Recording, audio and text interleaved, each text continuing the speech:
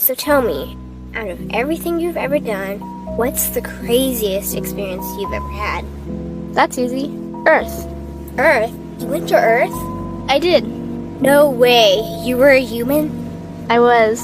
Wow. Are the stories about Earth true? Were they really trapped on Earth? Some were. I know because I was one of the volunteers. Wait a second. You volunteered to go to Earth? I did. I had to. I had family trapped on Earth. But how could you get trapped on Earth? You had to be there to understand. On Earth, you wouldn't remember anything. What do you mean you wouldn't remember anything? I mean, you would have no memory of anything. You wouldn't even remember existing before Earth. What? How is that possible? It was designed that way. It was brilliant. To dive as deeply as possible into such ignorance, such darkness, and still find your way back to remembering who you were, that took true mastery. Wow. I still can't believe you went to Earth. Tell me more. Well, Earth had its own set of laws that everyone agreed to experience, like gravity. What goes up must come down, like linear time. Day is followed by night. Time? What's time? You know how when we think of something it manifests instantly? Well, on Earth there was a delay. The delay is what made Earth so difficult. Interesting. Time. So tell me more.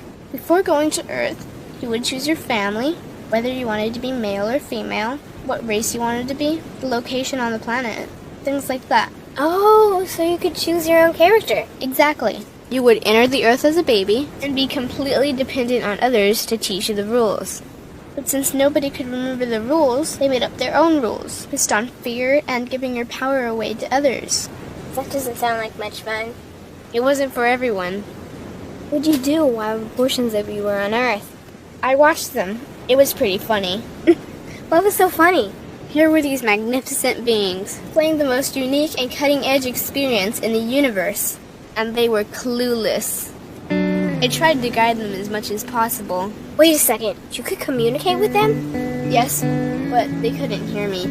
I would show them synchronicities, or send them impulses to help guide them, but they couldn't see the signs.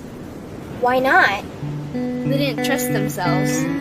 So is that why they sent out a call for help? Exactly. Is that when you went? No, I didn't go until later. First volunteers, they had it the worst. What do you mean, had it the worst? Well, they killed them. What? They killed the volunteers. They killed them? Those on Earth couldn't understand what the volunteers were telling them. The idea that they were equal to the volunteers scared them. What were they telling them? Common sense stuff like, all the answers you seek are inside you. Everything I can do, you can do and more. So they killed them? And then they twisted the volunteers' message and created even more fear. What do you mean, more fear? Like the message, God is inside you, was turned into, you are separate from God. The message, all the answers you seek are inside you, was twisted into, you can't trust yourself. And they believed it? It was out of control. How could they believe that? You had to be there to understand. Did you know they actually believed that they were the only intelligent life in the universe? Now that's funny. Pretty crazy, I know. So then what happened? The designers knew Earth was going to enter a section of the galaxy that humans had never experienced before. A section filled with a frequency that might be able to reconnect the human's DNA. What was wrong with their DNA? It didn't work anymore. The thing is, their DNA was how they connected with their higher self. So that's why your incarnations couldn't hear you. Exactly.